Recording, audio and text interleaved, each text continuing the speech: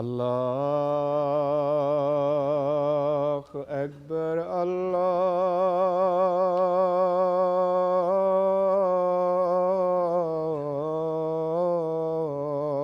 الله أكبر الله أكبر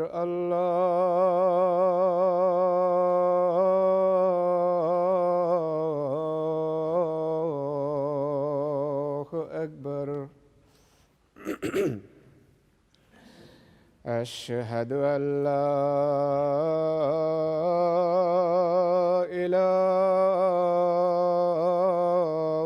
إله إلا الله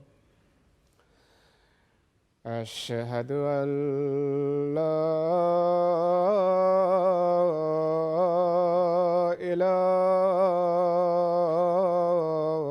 إله إلا الله أشهد أن محمدًا رسول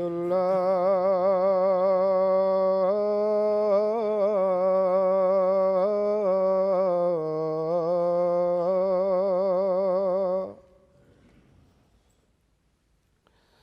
أشهد أن محمدًا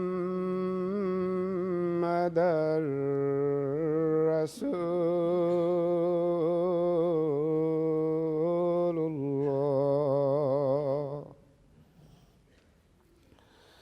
حي على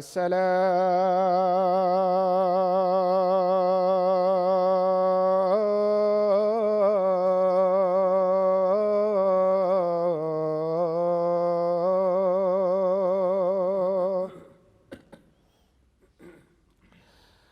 حي على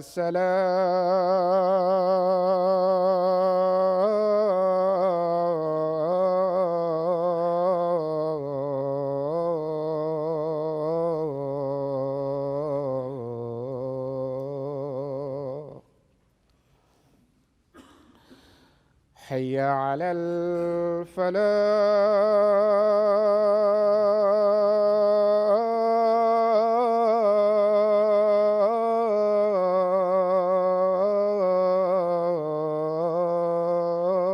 الفلاح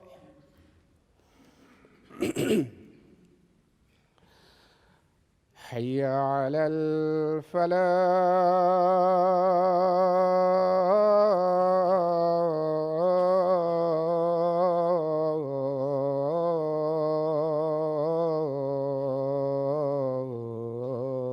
الفلاح الله أكبر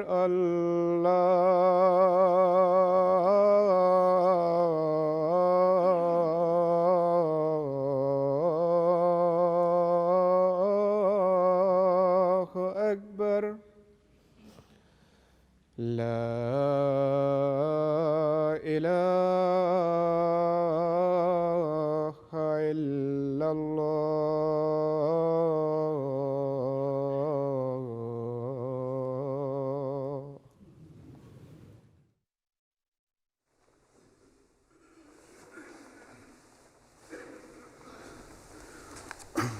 السلام علیکم ورحمۃ اللہ۔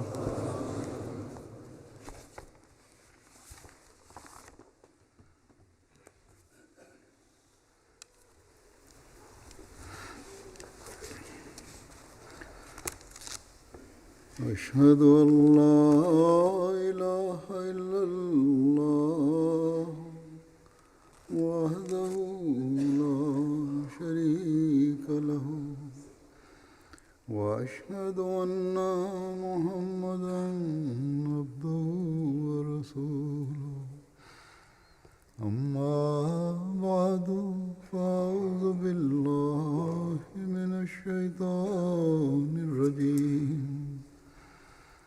بسم الله الرحمن الرحيم الحمد لله رب العالمين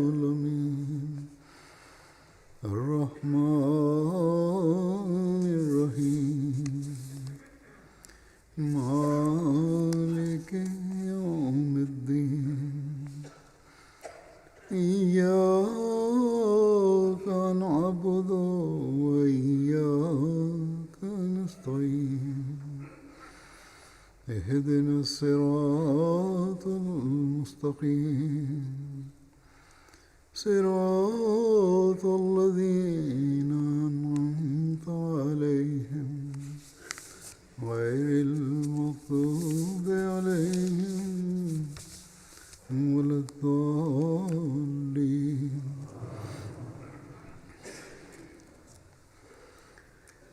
گزشتہ خطبے میں اس بات کا ذکر ہوا تھا کہ اللہ تعالیٰ فرماتا ہے کہ دعاؤں کی قبولیت کے لیے اللہ تعالیٰ پر کامل ایمان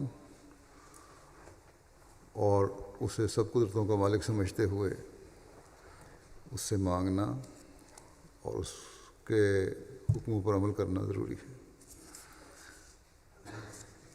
اللہ تعالیٰ کے کیا احکامات ہیں گزشتہ خطبے میں بھی ذکر ہو چکا ہے کہ اس کے لیے اللہ تعالیٰ نے ہمیں قرآن کریم جیسی عظیم کتاب عطا فرمائی ہے جس میں اللہ تعالیٰ کے تمام حکم، تمام اوامر و نواہی موجود ہیں. اللہ تعالیٰ نے جب یہ فرمایا کہ فَلْيَسْتَجِيبُوا لِي کہ میرے بندے میرے حکم کو قبول کریں، وہ حکم جو قرآن کریم میں موجود ہیں انہیں قبول کریں. اس کے نتیجے میں اللہ تعالیٰ دعائیں بھی قبول کرے گا اور رشد بھی حاصل ہوگا. اللہ تعالیٰ فرماتا ہے کہ آخر میں کیا نتیجہ نکلے گا، لعلہم یرشدون، تاکہ وہ ہدایت پائیں بندے اور اس ہدایت کی وجہ سے میرے قرب کے نظارے دیکھیں، وہ سیدھے راستے پر چلنے والے ہوں، ان کی رہنمائی ہو، نیکیوں پر چلنے والے ہوں، برائیوں سے بچنے والے ہوں، اپنے مقصد پیدائش کو بھی پورا کرنے والے ہوں اور اعلیٰ اخلاق پر چلتے ہوئے ایک دوسرے کے حق بھی ادا کرنے والے ہیں. کیا ان چیزوں کی ضرورت صرف رمضان میں ہے جس کے ساتھ خاص ذکر کیا گیا ہے؟ کیا اگر ہم رمضان میں اللہ تعالیٰ کے حکم پر عمل کریں گے تو پھر مستقل ہدایت یافتہ ہو جائیں گے کہ صرف رمضان میں عمل کر لیا؟ رمضان تو ان باتوں خاص کے لیے خاص طور پر یاد دہانی کے لیے آتا ہے اور آیا ہے کہ اس تربیتی اور مجاہدے کے مہینے میں ہم تربیت لے کر مجاہدہ کر کے یا مجاہدہ کرنے کی کوشش کر کے ایک دوسرے کو دیکھ کر اللہ تعالیٰ کے قریب ہونے کے راستے تلاش کریں. بعض ہم میں سے بہتر عمل کرنے والے ہیں، بہتری باتیں کرنے والے ہیں، بہتر اخلاق والے ہیں، جمع ہوتے ہیں، اکٹھے ہوتے ہیں اور ایک دوسرے کا اجتماعی طور پر ان دنوں میں دیکھنے کا موقع ملتا ہے. تو اس سے اپنی حالت کی طرف بھی توجہ ہوتی ہے. اجتماعی اور انفرادی طور پر اللہ تعالیٰ کے حکم پر عمل کر کے اس کے ہم قریب ہوں اور اپنی دعاؤں کی قبولیت کے معیار حاصل کرنے کی کوشش کرنے والے ہوں، تاکہ پھر ہم مستقل اللہ تعالیٰ کا قرب حاصل کر کے اپنی دنیا و آخرت سنوارنے والے بن سکیں. قرآن کریم میں بے شمار احکامات ہیں جن کے کرنے یا نہ کرنے کا اللہ تعالیٰ نے ہمیں حکم دیا ہے، جن کی ہمیں وقتاً فوقتاً جگالی کرتے رہنا چاہیے، دہراتے رہنا چاہیے. اس وقت میں نے بعض احکامات لیے ہیں. سب سے بنیادی حکم جو ہمیں ہر وقت اپنے سامنے رکھنا چاہیے اور جو انسان کی پیدائش کا مقصد بھی ہے وہ اللہ تعالیٰ کی عبادت کرنا ہے. جیسا کہ اللہ تعالیٰ فرماتا ہے کہ وما خلقت الجن والانس الا لیعبدون۔ حضرت مسیح موعود علیہ السلام نے اس کا ترجمہ یوں فرمایا ہے کہ میں نے جن و انس کو اس لیے پیدا کیا ہے کہ وہ میری پرستش کریں۔ اس مضمون کو میں کئی مرتبہ بیان کر چکا ہوں، بار بار اس طرف توجہ دلاتا رہتا ہوں، لیکن ہم میں سے بہت سے چند دن اسے یاد رکھتے ہیں پھر بھول جاتے ہیں، حتیٰ کہ میرے علم میں ہے، میں نے دیکھا ہے کہ بعض واقفین زندگی، بلکہ وہ جنہوں نے دینی علم بھی حاصل کیا ہوا ہے اور علمی لحاظ سے اس کی اہمیت کو سمجھتے بھی ہیں، وہ بھی اس طرح توجہ نہیں دیتے جس طرح توجہ دینی چاہیے۔ پھر جماعتی عہدیدار ہیں، میٹنگز میں تو اپنی علمی لیاقت ظاہر کرنے کی کوشش کرتے ہیں، کسی کا معاملہ پیش ہو جائے تو اسے قرآن اور حدیث کے حوالے سے سمجھاتے ہیں، لیکن بعض ایسے ہیں خود اس بنیادی حکم پر وہ توجہ نہیں جو ہونی چاہیے۔ حضرت مسیح موعود علیہ السلام ایک جگہ فرماتے ہیں کہ تم اس بات کو سمجھ لو کہ تمہارے پیدا کرنے سے خدا تعالیٰ کی غرض یہ ہے کہ تم اس کی عبادت کرو اور اس کے لیے بن جاؤ، دنیا تمہاری مقصود بالذات نہ ہو۔ میں اس لیے بار بار اس امر کو بیان کرتا ہوں کہ میرے نزدیک یہی ایک بات ہے جس کے لیے انسان آیا ہے، اور یہی بات ہے جس سے وہ دور پڑا ہوا ہے۔ آپ علیہ السلام نے اس بات کی مزید وضاحت فرمائی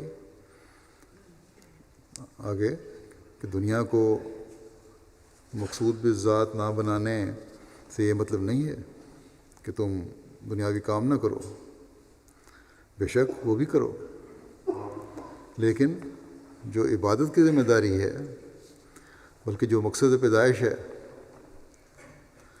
وہ تمہاری اولین ترجیح ہونی چاہیے۔ آج کل رمضان میں اس پر عموماً عمل ہو ہی رہا ہے۔ رات عشاء کی نماز بھی مغربی ممالک میں بہت دیر سے ہوتی ہے، نماز سے فارغ ہوتے ہوتے 11 سوا 11 بج جاتے ہیں، پھر بعض تراویح بھی پڑھتے ہیں، تراویح کا بھی انتظام ہے مساجد میں، گھر جا کر سوتے سوتے 12 ساڑھے 12 بج جاتے ہیں، پھر 2-2:30 بجے سحری کھانے کے لیے جاگتے بھی ہوں گے، کچھ نفل بھی پڑھتے ہیں، نماز پر بھی آتے ہیں مسجد میں۔ تو یہ بات ثابت کرتی ہے کہ اگر ارادہ ہو، صرف علمی اہمیت کا ہی پتہ نہ ہو بلکہ عملی کوشش بھی ہو، تو عبادت کا جو بہترین مقام ہے نماز، اس میں سستی نہ دکھائیں بلکہ کوشش کر کے آیا کریں۔ مساجد میں نماز جماعت ادا کرنا بھی اللہ تعالیٰ کے حکموں سے حکم ہے۔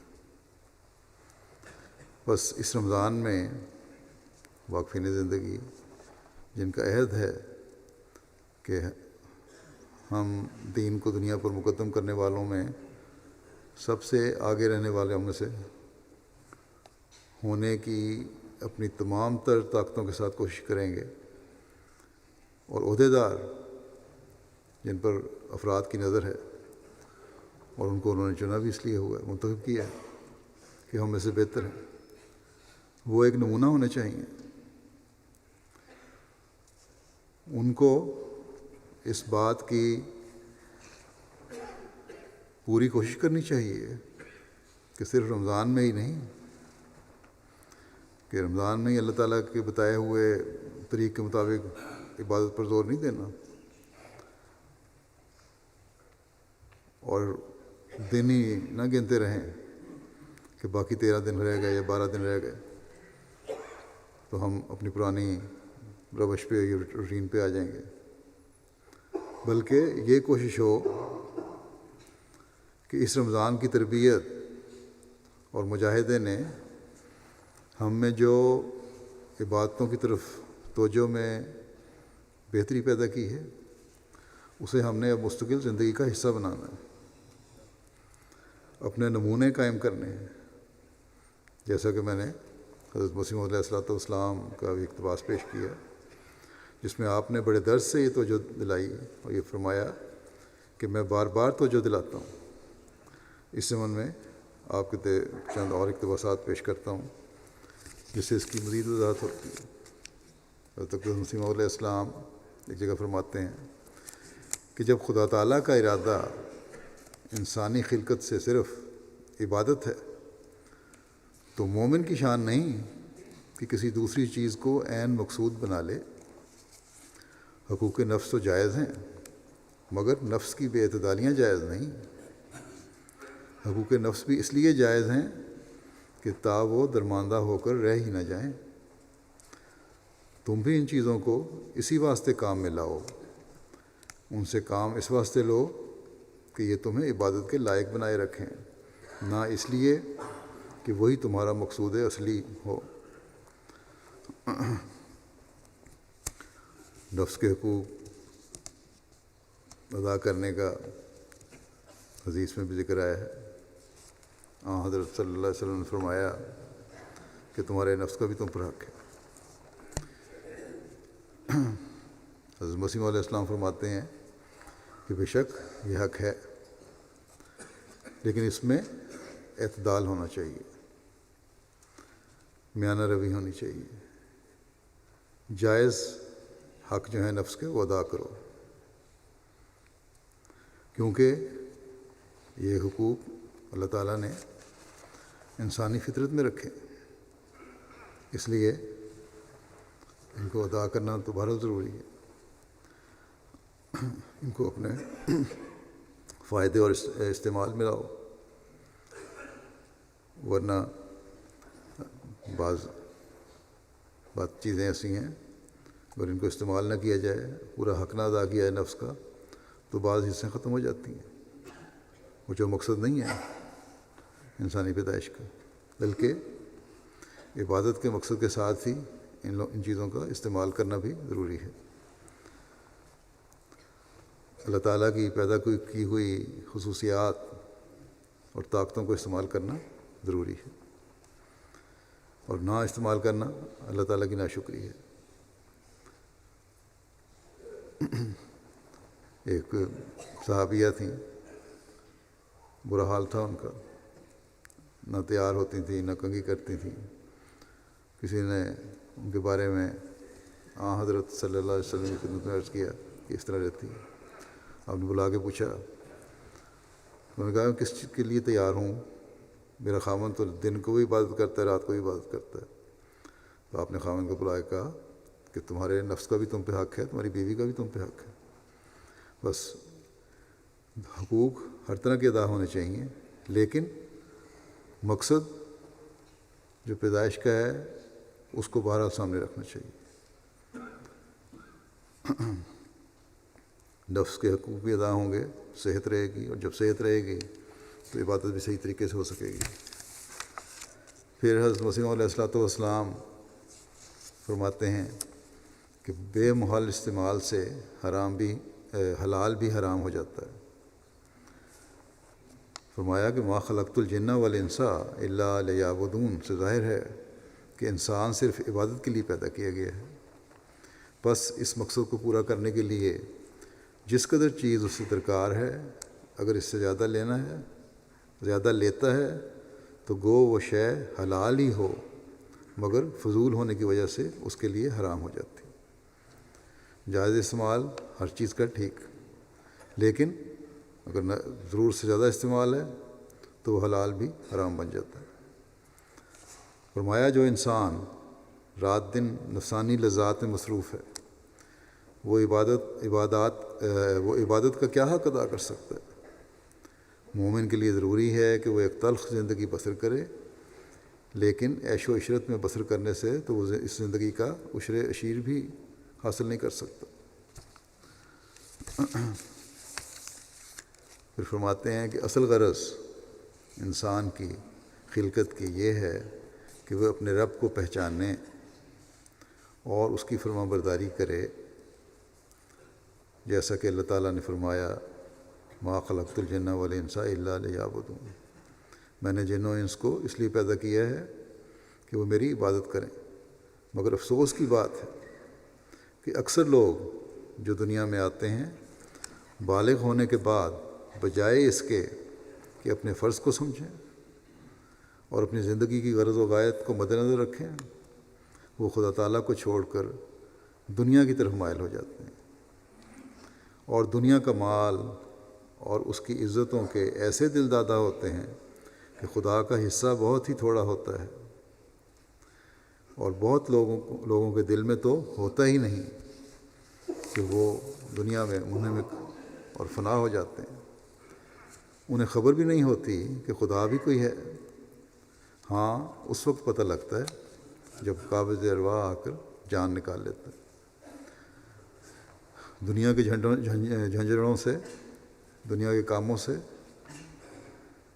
اس وقت نکلتے ہیں جب موت کا وقت آتا ہے، بلکہ اکثریت دنیا داروں کی تو ایسی ہے کہ موت کے وقت بھی انہیں دنیاوی دولت اور اسے سنبھالنے کی فکر ہوتی ہے۔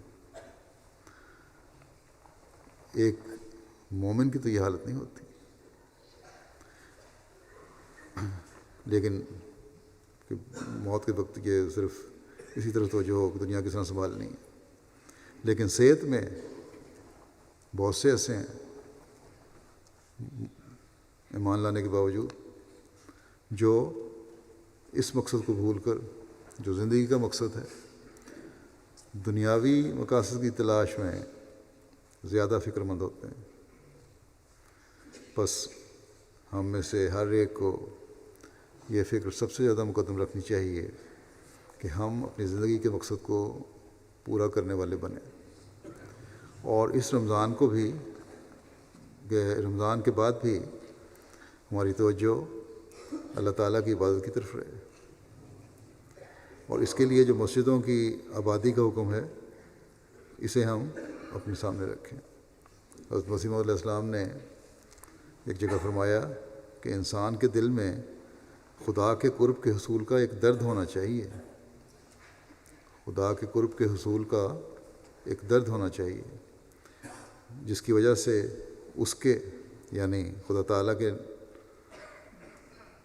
نزدیک وہ قابل قدر شے ہو جائے۔ جب اللہ تعالیٰ کے قرب کو حاصل کرنے کا درد ہوگا تو پھر اللہ تعالیٰ کے نزدیک وہ انسان قابل قدر چیز بن جاتا ہے۔ بس جو اللہ تعالیٰ کے نزدیک قابل قدر شے ہو جائے وہی ہے جو حقیقی رشد پانے والا، حقیقی ہدایت پانے والا اور اللہ تعالیٰ کے پیار کو حاصل کرنے والا۔ اللہ تعالیٰ نے نماز اور عبادت کے مضمون کو اور بھی بہت جگہ بیان فرمایا ہے۔ سورہ نور میں اللہ تعالیٰ فرماتا ہے کہ رجال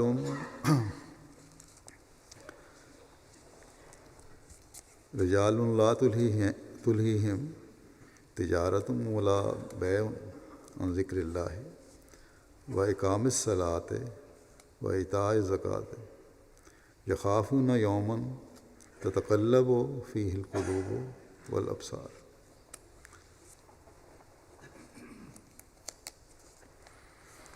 کہ ایسے عظیم مرد جنہیں نہ کوئی تجارت اور نہ کوئی خرید و فروخت اللہ کے ذکر سے یا نماز کے قیام سے یا زکوٰۃ کی ادائیگی سے غافل کرتی، وہ اس دن سے ڈرتے ہیں جس میں دل خوف سے الٹ پلٹ ہو رہے ہوں گے اور آنکھیں بھی۔ اس آیت میں ان لوگوں کی مثال ہے، جیسا کہ حضرت مسیح علیہ السلام نے لکھا ہے کہ وہ خدا تعالیٰ کے نزدیک قابل قدر شے ہو جائے گا، اور یہ اعزاز سب سے بڑھ کر حضرت صلی اللہ علیہ وسلم کے صحابہ کو ملا، اور وہ اللہ تعالیٰ کے پیارے بنے، اور اپنے صحابہ کے متعلق حضرت صلی اللہ علیہ وسلم نے ہمیں فرمایا ہے کہ وہ تمہارے لیے راستہ دکھانے والے ہیں، اس کے پیچھے چلو۔ حضرت اقدس مسیح موعود علیہ الصلوۃ والسلام اس آیت کی وضاحت میں فرماتے ہیں کہ ایک شخص کا ذکر تذکرۃ الاولیاء میں ہے کہ ایک شخص ہزارہ روپیہ کے لین دین کرنے میں مصروف تھا۔ ایک ولی اللہ نے اس کو دیکھا اور کشفی نگاہ اس پر ڈالی تو اسے معلوم ہوا کہ اس کا دل باوجود اس قدر لین دین کے کاروبار کر رہا ہے، پیسہ آ رہا ہے، سامان دے رہا ہے، مصروف ہے، بظاہر کاروبار میں مصروف ہے، باوجود اس قدر لین دین کے روپیہ کے لین دین اور روپیہ کے خدا تعالیٰ سے ایک دم غافل نہ تھا۔ کاروبار بھی ساتھ ساتھ کر رہا ہے لیکن اللہ تعالیٰ سے غافل نہیں ہوا۔ آپ فرماتے ہیں کہ ایسے ہی آدمیوں کے متعلق خدا تعالیٰ نے فرمایا ہے کہ لا تلہیہم تجارت ولا بیع عن ذکر اللہ، کوئی تجارت اور خرید و فروخت ان کو غافل نہیں کرتی۔ اور انسان کا کمال بھی یہی ہے کہ دنیاوی کاروبار میں بھی مصروفیت رکھے اور خدا کو بھی نہ بھولے۔ فرماتے ہیں کہ وہ ٹٹو کس کام کا جو بر وقت بوجھ لادنے کے بیٹھ جاتا ہے اور جب خالی ہو تو خوب چلتا ہے، وہ قابل تعریف نہیں۔ ٹٹو بھی گھوڑے کی ایک قسم ہوتی ہے جو بوجھ لادنے کے لیے استعمال کیا جاتا ہے پہاڑی علاقوں میں خاص طور پر۔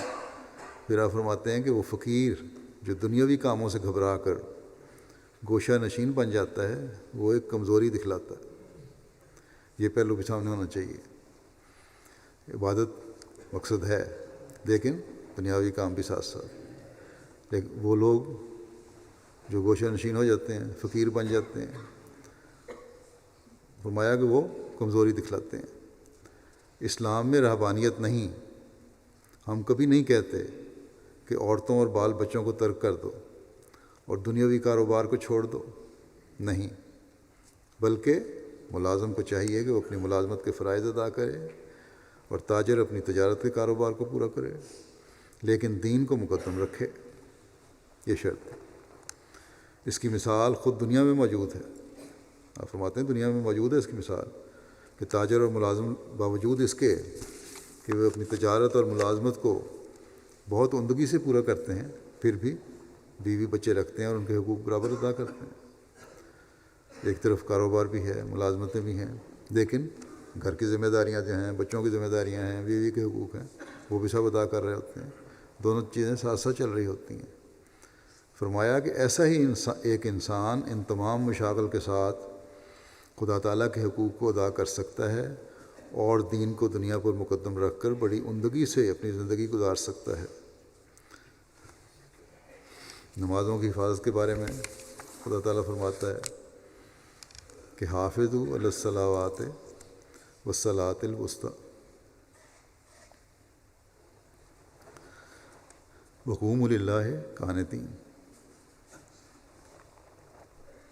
کہ اپنی نمازوں کی حفاظت کرو، بالخصوص مرکزی نماز کی، اور اللہ کے حضور فرما برداری کرتے ہوئے کھڑے ہو جاؤ۔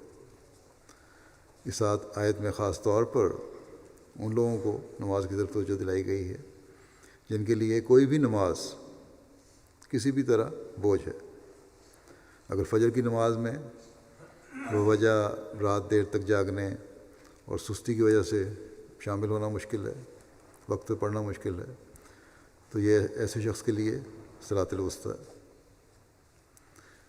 اگر کاروباری آدمی کے لیے ظہر عصر کی نماز پڑھنا مشکل ہے تو یہ اس کے لیے صلاۃ الوسطی ہے۔ حافظ کو مطلب یہ ہے کہ ایسی حفاظت جو کسی چیز کو ضائع ہونے سے بچائے۔ بس ایک مومن کی فرما برداری اسی وقت ہوتی ہے جب وہ ان نمازوں کو وقت پر ادا کرنے والا ہو اور ان کا حق ادا کرتے ہوئے نماز ادا کرنے والا ہو، یہ نہیں کہ جلدی جلدی آئے اور ٹکرے مار کے چلے گئے۔ پھر ایک حکم قرآن کریم میں اللہ تعالیٰ نے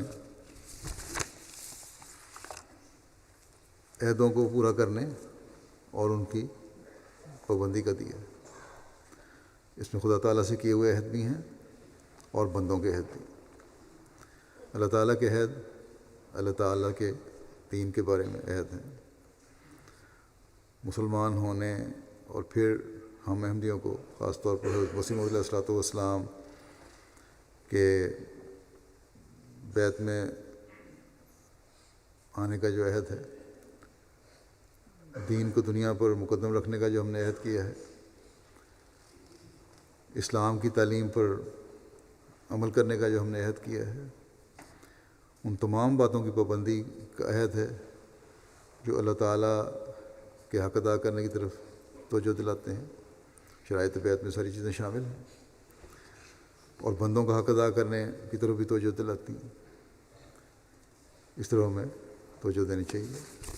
اللہ تعالیٰ فرماتا ہے کہ اوفوا بعہد اللہ اذا عاہدتم ولا تنقضوا الایمان بعد توکیدہا وقد جعلتم اللہ علیکم کفیلا ان اللہ یعلم ما تفعلون۔ اور تم اللہ تعالیٰ کے عہد کو پورا کرو جب تم عہد کرو، اور قسموں کو ان کی پختگی کے بعد نہ توڑو جب کہ تم اللہ کو اپنے اوپر کفیل بنا چکے ہو۔ اللہ یقیناً جانتا ہے جو کچھ تم کرتے ہو۔ بس بڑا واضح حکم ہے کہ تمہارے دو عہد ہیں، ایک اللہ تعالیٰ سے کیا ہوا عہد جو یقیناً اسلام کی تعلیم پر چلنے کا عہد ہے، اور عہد بیت۔ یہ عہد ہے کہ میں اسلام میں داخل ہو کر مسلمان کہلا کر اللہ تعالیٰ کے تمام حکموں پر عمل کروں گا۔ اور دوسری بات یہ بیان فرمائی کہ تم آپس کے جو عہد اور معاہدات کرتے ہو ان کو بھی پورا کرو۔ وہ یہاں اللہ تعالیٰ نے یہ فرمایا ہے کہ جب اللہ تعالیٰ کو تم نے ضامن بنا لیا تو تمہارا اس عہد کو پورا کرنا ضروری ہے۔ اس کا یہ ہرگز مطلب نہیں کہ جہاں واضح طور پر اللہ تعالیٰ کا نام لے کر اللہ تعالیٰ کو ضامن نہ بنایا جائے وہاں عہد توڑ دو تو کوئی حرج نہیں، اپنی قسموں کو توڑ دو تو کوئی حرج نہیں، معاہدات پر عمل نہ کرو تو کوئی حرج نہیں، بلکہ ہر عہد جو تم کرتے ہو، ہر معاہدہ جو تم کرتے ہو، وہ پہلی بات تو یہ ہے کہ انصاف اور سچائی کی بنیاد پر ہونا چاہیے، اور جب انصاف اور سچائی کی بنیاد بنا کر کرتے ہو اور تو پھر اللہ تعالیٰ کا یہ حکم ہے کہ اسی طرح ہونا چاہیے بنیاد انصاف اور سچائی، کیونکہ ایک مومن کا انصاف اور سچائی پر قائم ہونا ضروری ہے۔ گویا دوسرے لفظوں میں چاہے ہم اللہ تعالیٰ کی قسم کھا کر یا اسے ضامن بنا کر کوئی معاہدہ کریں یا نہ کریں، لیکن کیونکہ اللہ تعالیٰ کی تعلیم ہے کہ تم انصاف اور سچائی پر قائم رہو، اس لیے جو معاہدہ بھی انصاف اور سچائی کی بنیاد پر ہوگا وہ اللہ تعالیٰ کی ضمانت کے نیچے آ جائے گا۔ بس اس مضمون کو سمجھنے کی ضرورت ہے کہ ایک مومن نے اپنے تمام عہدوں اور معاہدوں کو پورا کرنا ہے۔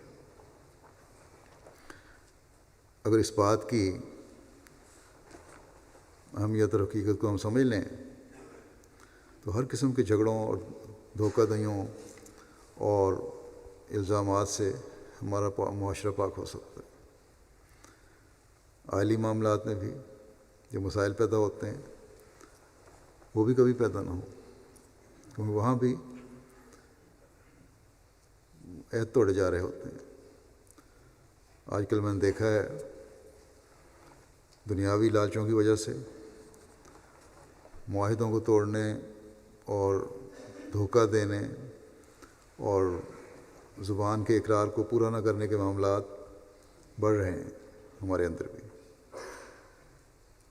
اور ان چیزوں سے نہ صرف یہ کہ جماعت کی بدنامی ہوتی ہے، بلکہ بعض دفعہ ایسے لوگوں کا ایمان بھی ضائع ہو جاتا ہے. معاہدوں کو جب انسان توڑتا ہے تو جھوٹ کا سہارا لیتا ہے، اور جھوٹ کے بارے میں اللہ تعالیٰ نے بڑا سخت انذار فرما کر اس سے بچنے کو حکم دیا. فرماتا ہے فَاجْتَنِبُوا الرِّجْسَ مِنَ الْأَوْثَانِ وَاجْتَنِبُوا قَوْلَ الزُّورِ، بتوں کی پلیدی سے بچو اور جھوٹ کہنے سے بچو. اس بارے میں حضرت مسیح علیہ الصلوۃ والسلام فرماتے ہیں کہ مجھے اس وقت اس نصیحت کی حاجت نہیں کہ تم خون نہ کرو، قتل نہ کرو، کسی کا خون نہ بہاؤ، کیونکہ بجز نہایت شریر آدمی کے کون نہ حق کے خون کی طرف قدم اٹھاتا ہے. مگر میں کہتا ہوں کہ ناانصافی پر ضد کر کے سچائی کا خون نہ کرو، حق کو قبول کر لو، اگرچہ ایک بچے سے. اگر بچہ بھی کوئی سچی بات کہتا ہے تو قبول کر لو، پھر ضد نہ کرو. اور اگر مخالف کی طرف حق پاؤ تو پھر فل فور اپنے خشک منطق کو چھوڑ دو.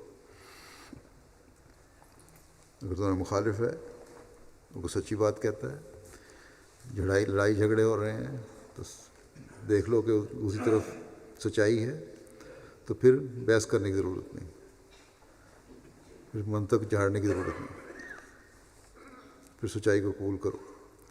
فرمایا کہ سچ پر ٹھہر جاؤ اور سچی گواہی دو، جیسا کہ اللہ جل شانہ فرماتا ہے فَاجْتَنِبُوا الرِّجْسَ مِنَ الْأَوْثَانِ وَاجْتَنِبُوا قَوْلَ الزُّورِ، یعنی بتوں کی پلیدی سے بچو اور جھوٹ سے بھی، کہ وہ بت سے کم نہیں.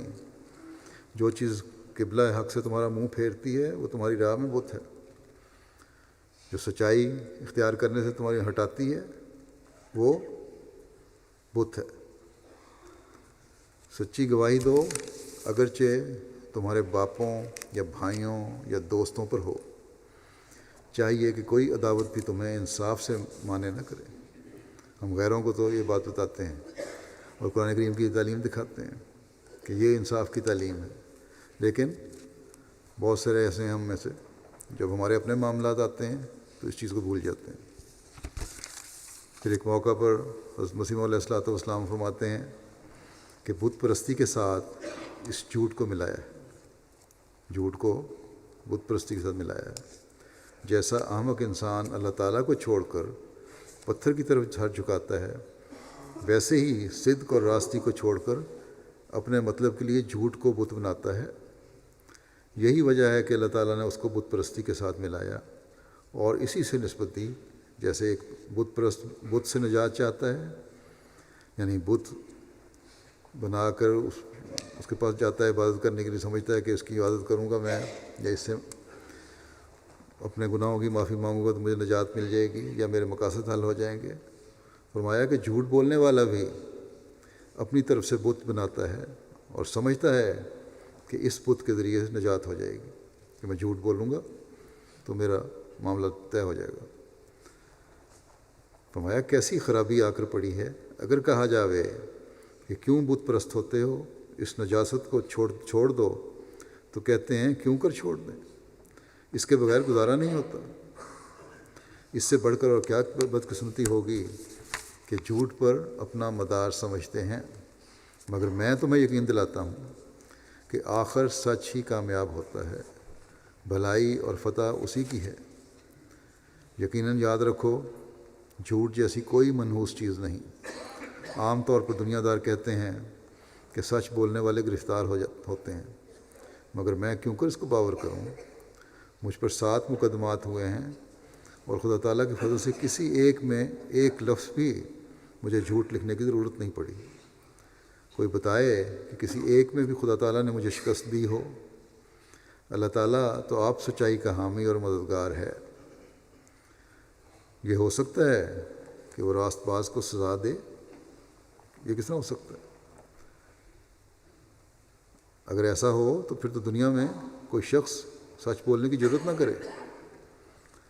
اگر سچوں کو سزا ملنی شروع ہو جائے تو پھر تو کوئی سچ بولے ہی نہ دنیا میں۔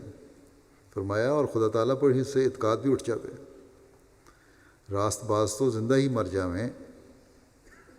اصل بات یہ ہے کہ سچ بولنے سے جو سزا پاتے ہیں، سچ بولا اور اگر سزا پھر بھی مل گئی تو وہ سچ کی وجہ سے نہیں ہوتی، وہ سزا ان کی بعض اور مخفی در مخفی بدکاریوں کی ہوتی ہے اور کسی اور جھوٹ کی سزا ہوتی ہے۔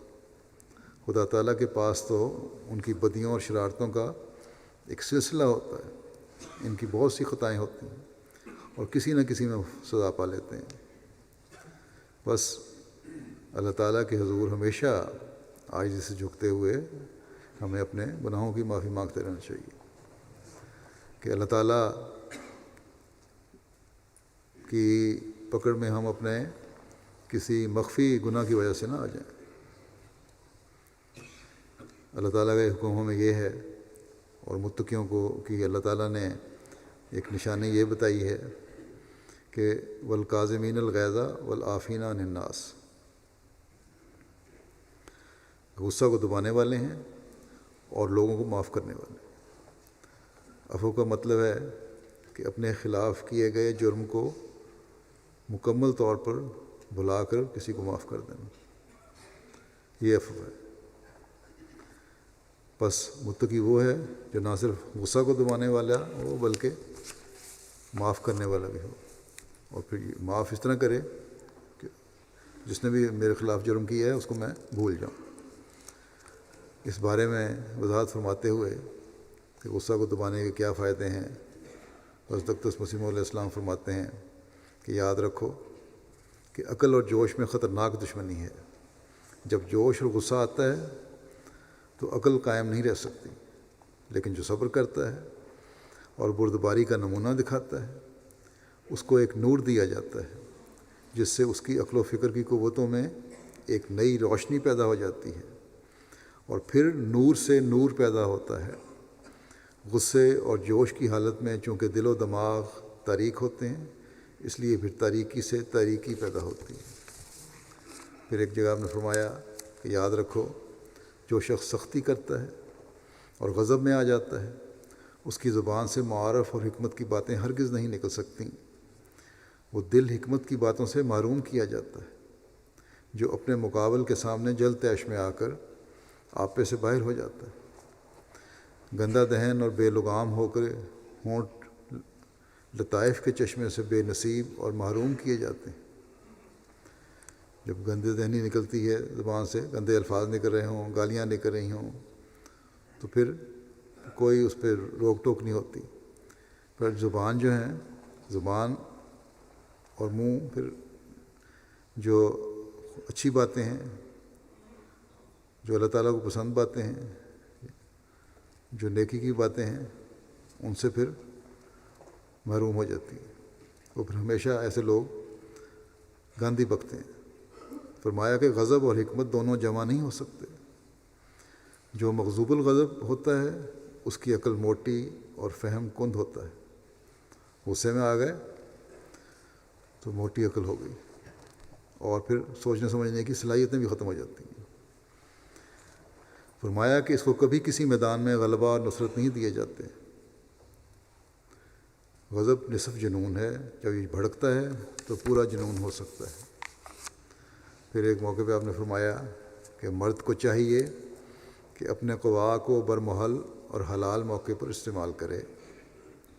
مثلاً ایک قوت غضبی ہے، جب وہ اعتدال سے زیادہ ہو تو جنون کا پیش خیمہ ہوتی ہے۔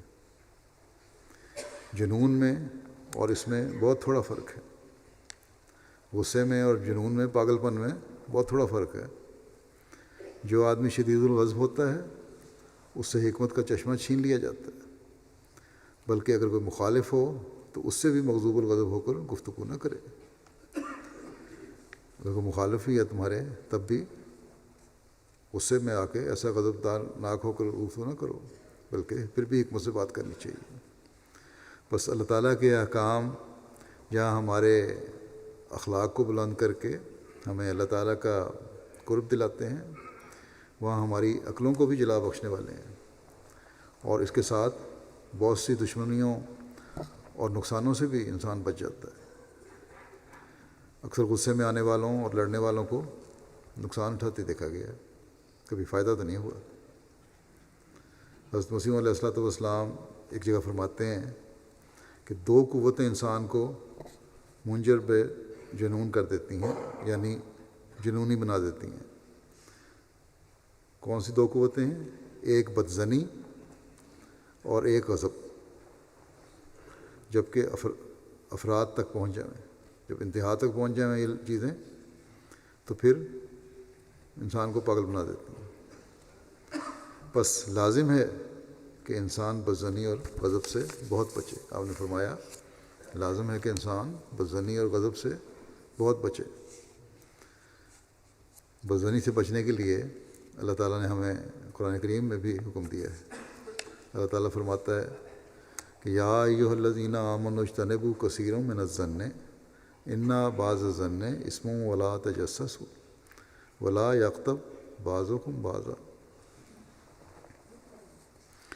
ایحب احدکم ان یاکل لحم اخیہ میتا فکرہتموہ واتقوا اللہ ان اللہ تواب الرحیم۔ اے لوگوں جو ایمان لائے ہو، ظن سے بکثرت اجتناب کیا کرو، یقیناً بعض ظن گناہ ہوتے ہیں، اور تجسس نہ کیا کرو، اور تم میں سے کوئی کسی دوسرے کی غیبت نہ کرے۔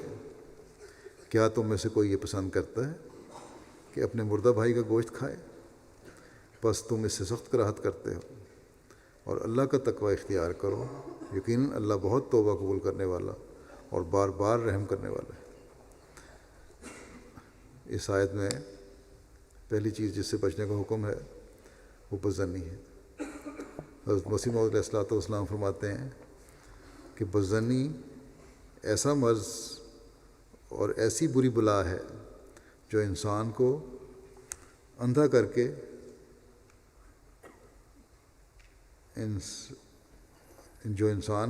کے انسان کو ہلاکت کے تاریک کنویں میں گرا دیتی ہے۔ پھر فرمایا خوب یاد رکھو کہ ساری برائیاں اور خرابیاں بدظنی سے پیدا ہوتی ہیں، اس لیے اللہ تعالیٰ نے اس سے بہت منع فرمایا ہے۔ فرمایا کہ انسان بدظنی سے بہت ہی بچے۔ اگر کسی کی نسبت کوئی سوء ظن پیدا ہو، کوئی برا ظن بدظنی پیدا بھی ہو، تو کثرت کے ساتھ استغفار کریں۔ کسی کے دوسرے کے بارے میں بدظنی پیدا ہوئی ہے تو بجائے اس کو دل میں جگہ دینے کے، اس پہ سوچنے کے، یا پھر دوسرے کو اس کی وجہ سے نقصان پہنچانے کے بجائے کثرت سے استغفار کرنی چاہیے کہ کسی کے بارے میں بدظنی پیدا ہوئی۔ فرمایا کثرت کے ساتھ استغفار کرے اور خدا تعالیٰ سے دعائیں کرے تاکہ اس معصیت اور اس کے برے نتیجے سے بچ جاوے، اس گناہ سے بچے، اور اس گناہ کی وجہ سے جو برے نتائج پیدا ہونے ہیں ان سے بچ سکے، جو اس بدظنی کے پیچھے آنے والا ہے۔ اس کو کوئی معمولی چیز نہیں سمجھنا چاہیے، یہ بہت خطرناک بیماری ہے۔ پھر دوسری بات جس سے اللہ تعالیٰ نے ہمیں روکا ہے اس آیت میں، تجسس کرنا ہے، کھود کر کسی کے عیب نکالنا، یا کسی بھی بارے میں تجسس کرنا۔ جو چیز کوئی بتانا نہ چاہتا ہو اس کے بارے میں ضرور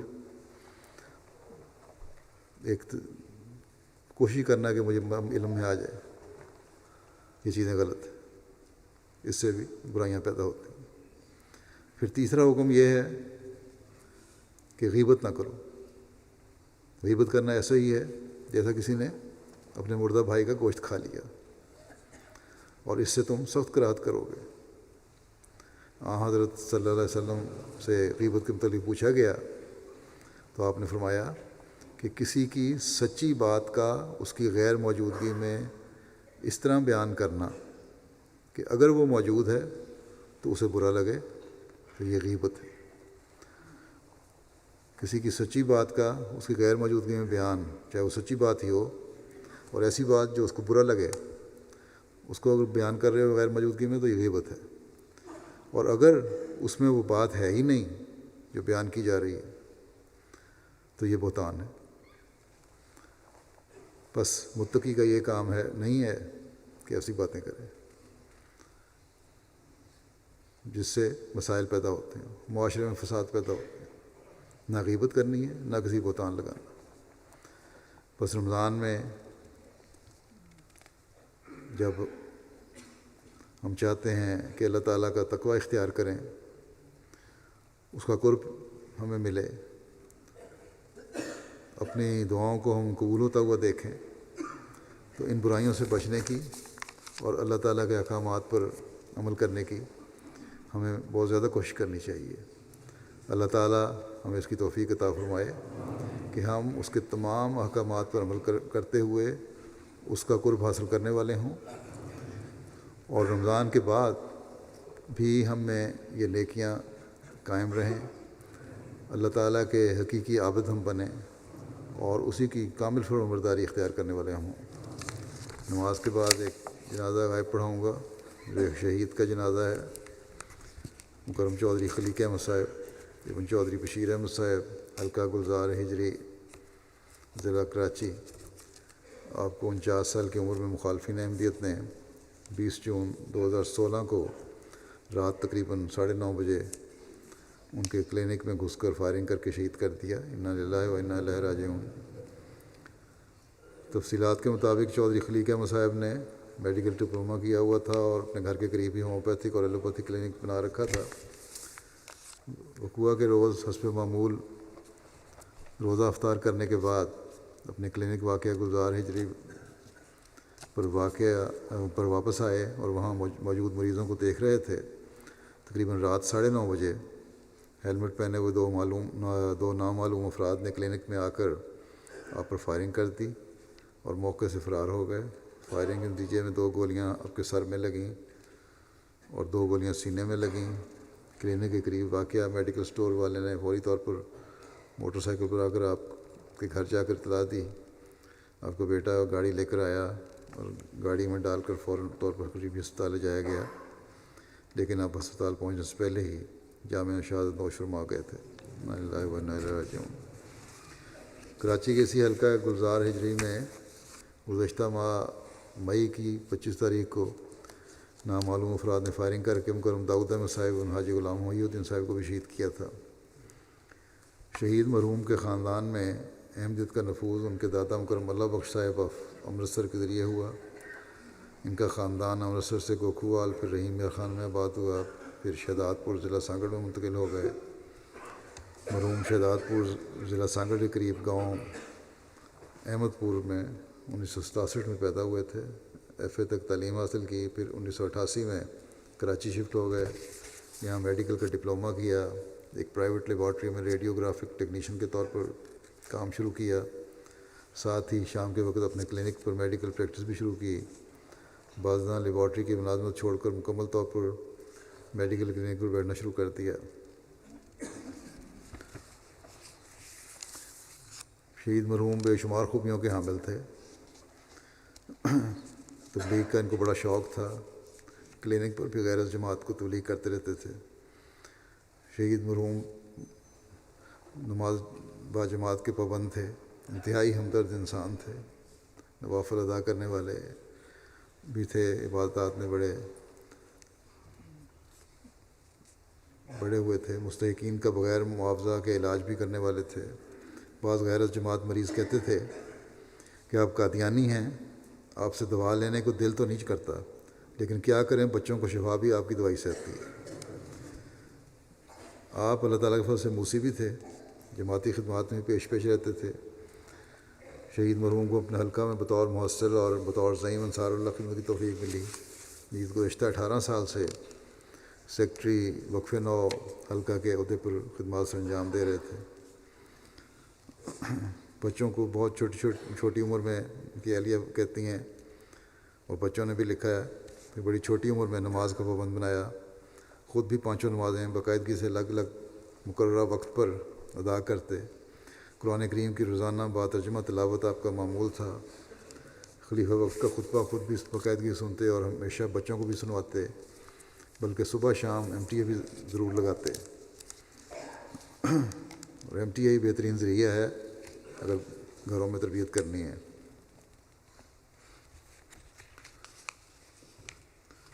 محلے والوں کے کام آنے والے شہید مرحوم کی اہلیہ کہتی ہیں کہ میں نے ایک ماہ قبل خواب میں دیکھا کہ 2 گلاس شربت کے بھرے ہوئے ہیں. میں کہتی ہوں کس چیز کی شربت ہے؟ یہ تو کوئی خاص شربت لگتا ہے. تو مجھے خواب میں بتایا جاتا ہے کہ دنیا کی جو سب سے اچھی چیز ہے اس کا شربت ہے. شہید مرحوم کی شہادت کے بعد اس خواب کی سمجھ آئی کہ اس جامع شہادت ہے. اس سے قبل داؤد احمد صاحب شہید ہوئے تھے, وہ بھی انہی کی گلی میں ساتھ ہی تھے, چند دن پہلے شہید ہوئے. یہ 2 گلاس سے شاید یہ 2 شہادتیں مراد تھیں. ان کی اہلیہ, ان کے پسماندگان میں بھائی بہنوں کے علاوہ ان کی اہلیہ محترمہ بشرا خلیق صاحب ہیں, 2 بیٹے ہیں, عزیز منیک احمد جو جامعہ احمدیہ میں طالب علم ہیں روا میں. اسی طرح ایک بیٹے رحیق احمد, یہ BTS کے 3 سال کے طالب علم ہیں. ایک بیٹی عزیزہ شمائلہ احمد ہے, یہ 16 سال کی ہے. اللہ تعالیٰ مرحوم کے درجات بلند فرمائے اور ان کے بچوں کو, لواحقین کو صبر اور حوصلہ عطا فرمائے, اور ان کے باپ کی نیکیاں ہمیشہ ان میں بچوں میں بھی جاری رہیں.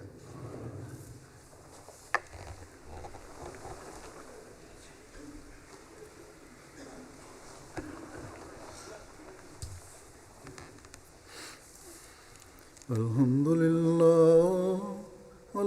للہ نحمده ونستعینه ونستغفره ونؤمن به ونتوکل علیہ ونعوذ باللہ من شرور انفسنا ومن سیئات اعمالنا من يهده الله فلا مضل له ومن يضلل فلا هادي له ونشهد أن لا إله إلا الله ونشهد أن محمدا عبده ورسوله. عباد الله رحمكم الله إن الله يأمر بالعدل والإحسان وإيتاء ذي القربى وينهى عن الفحشاء والمنكر والبغي يعظكم لعلكم تذكرون. اذكروا الله يذكركم وادعوه يستجب لكم ولذكر الله أكبر.